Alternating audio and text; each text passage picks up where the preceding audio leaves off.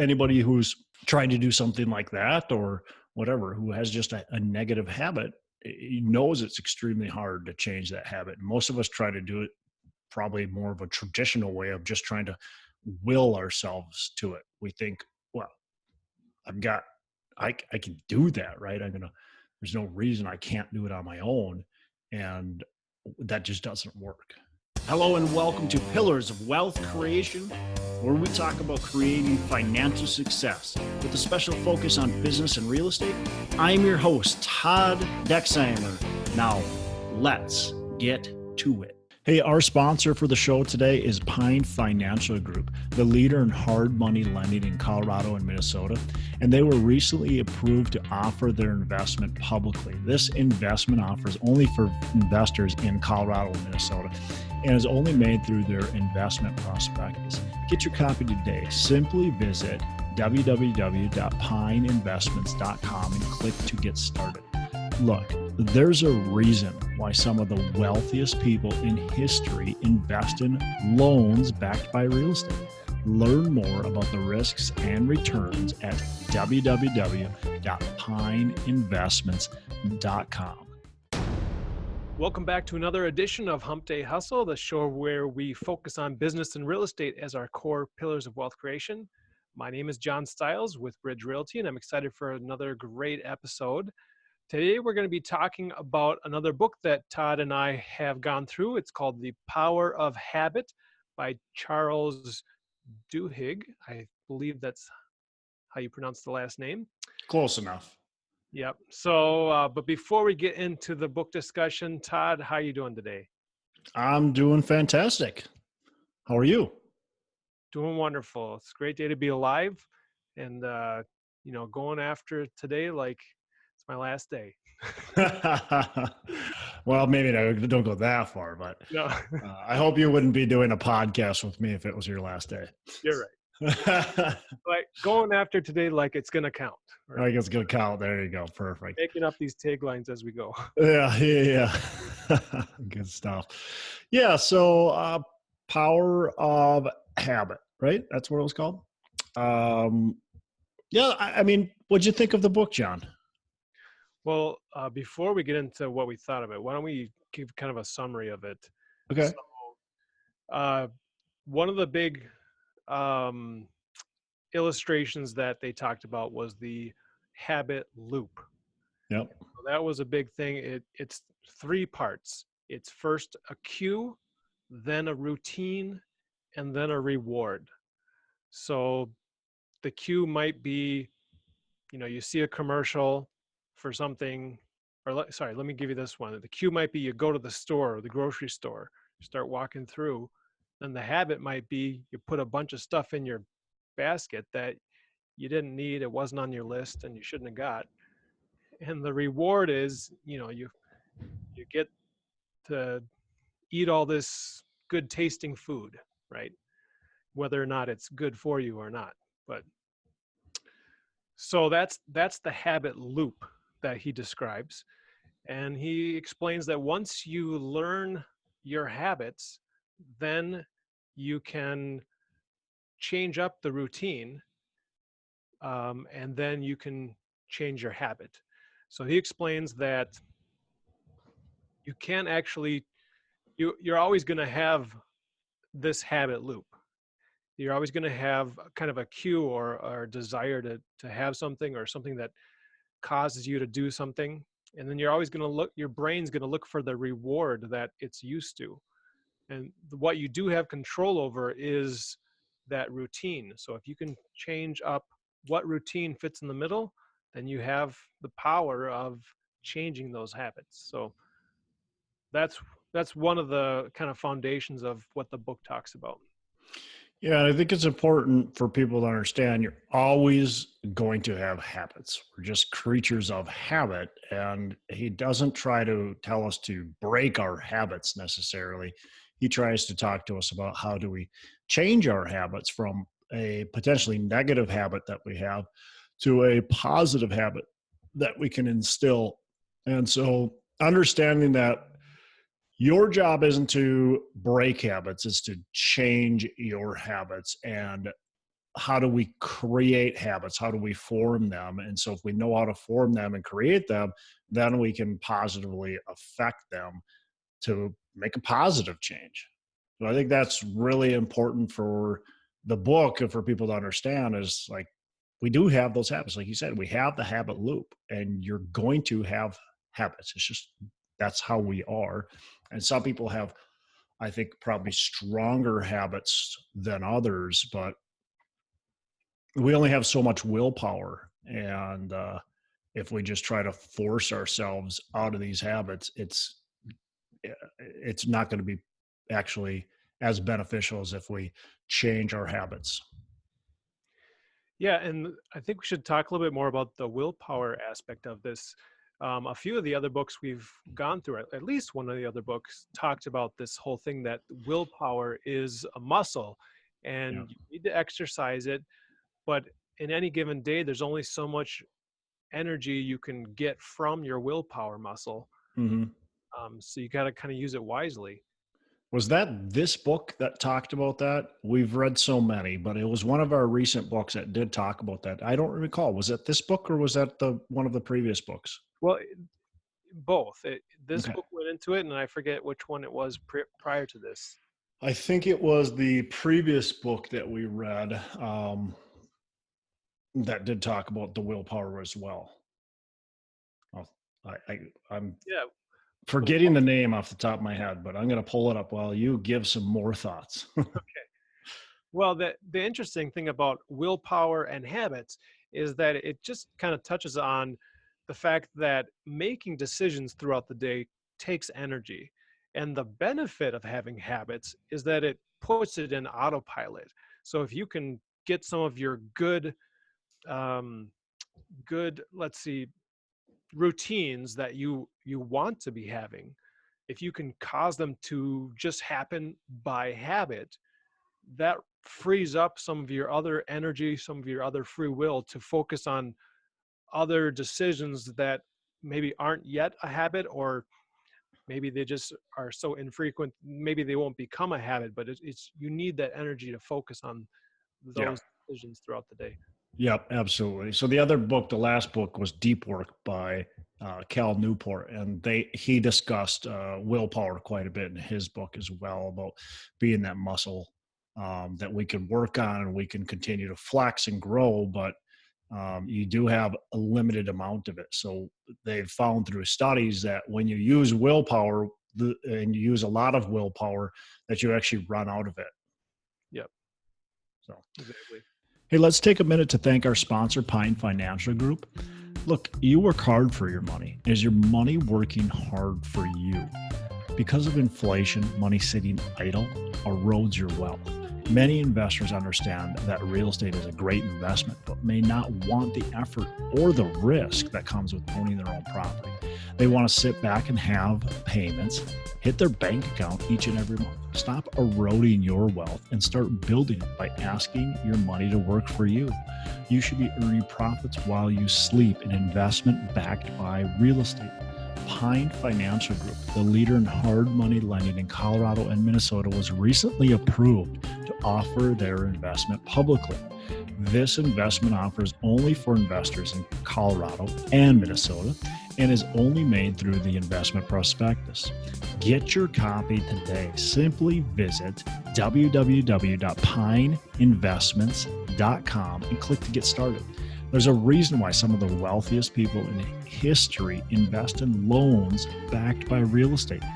Learn more about the risks and returns at www.pineinvestments.com. It's www.pineinvestments.com. I want to invite you to join us at the North Star Real Estate Conference. This conference is September 20 and 21st in Minneapolis, and it's going to be packed full of a ton of great speakers.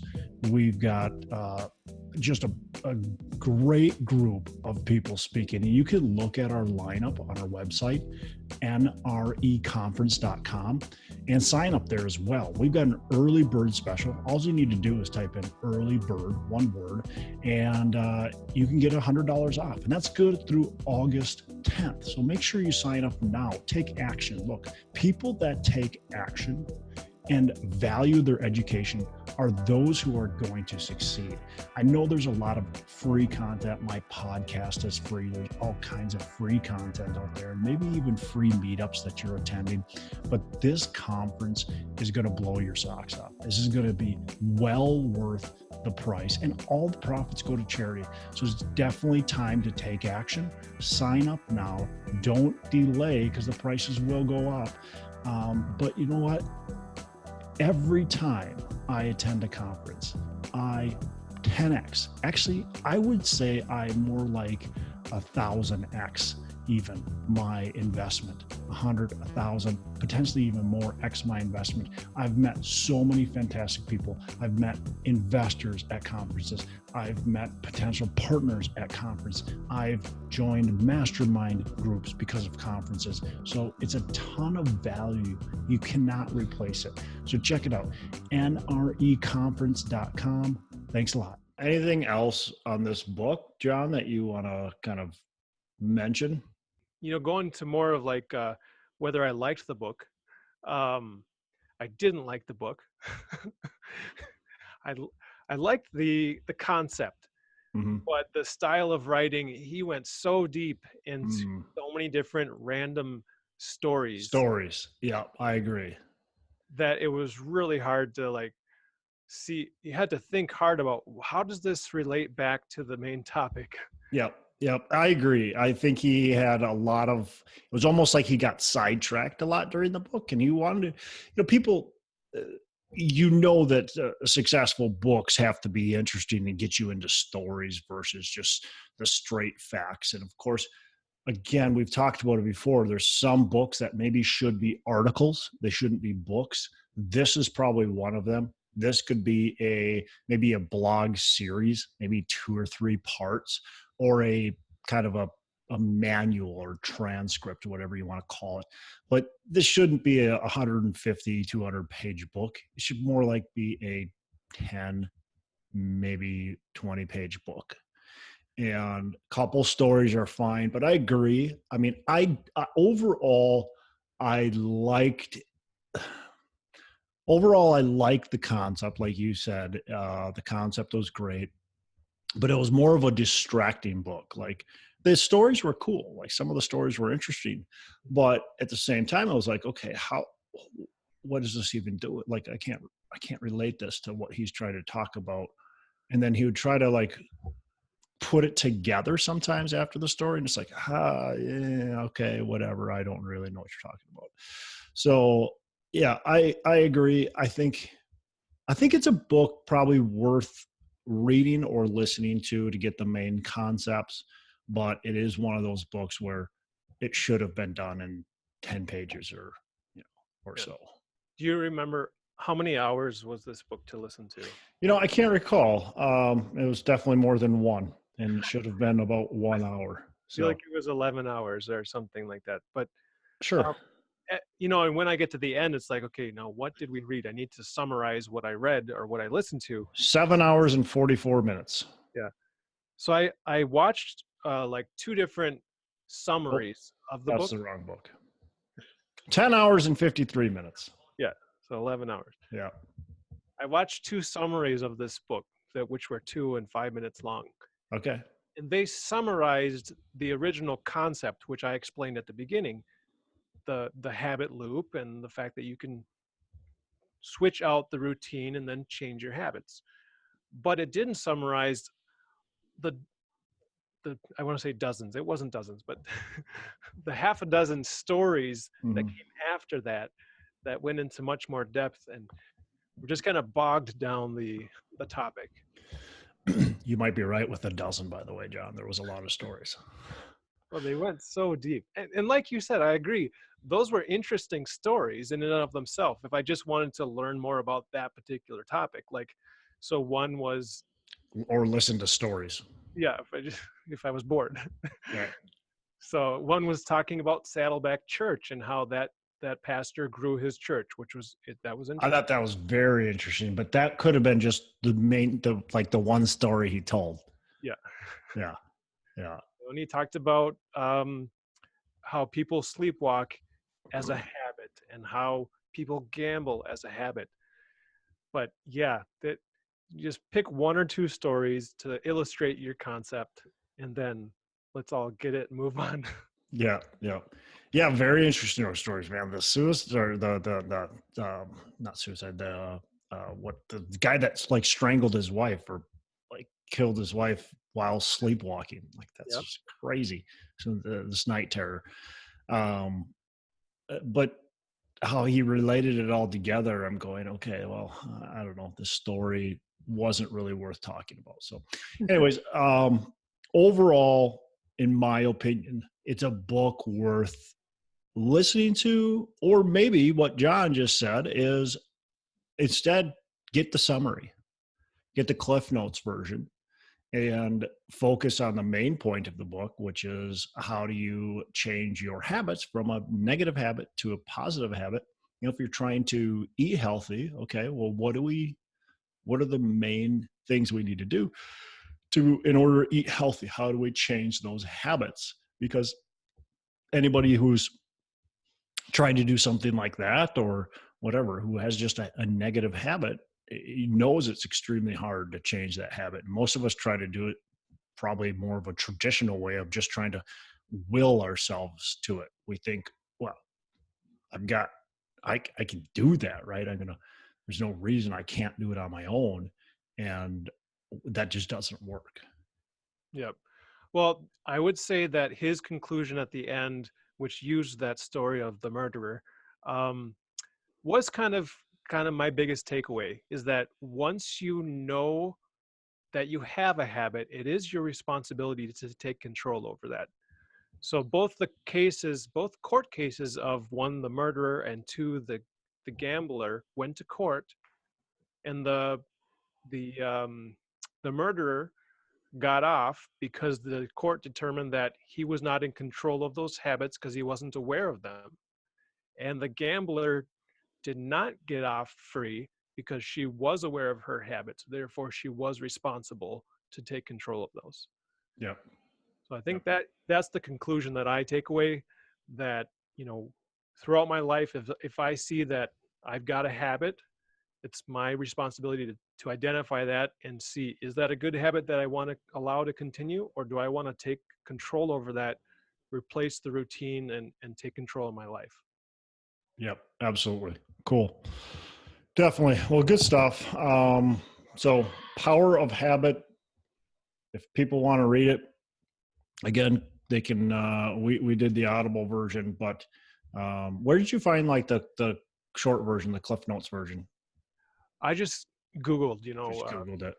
the Okay. Power of Habit summary. There's YouTube videos, there's articles.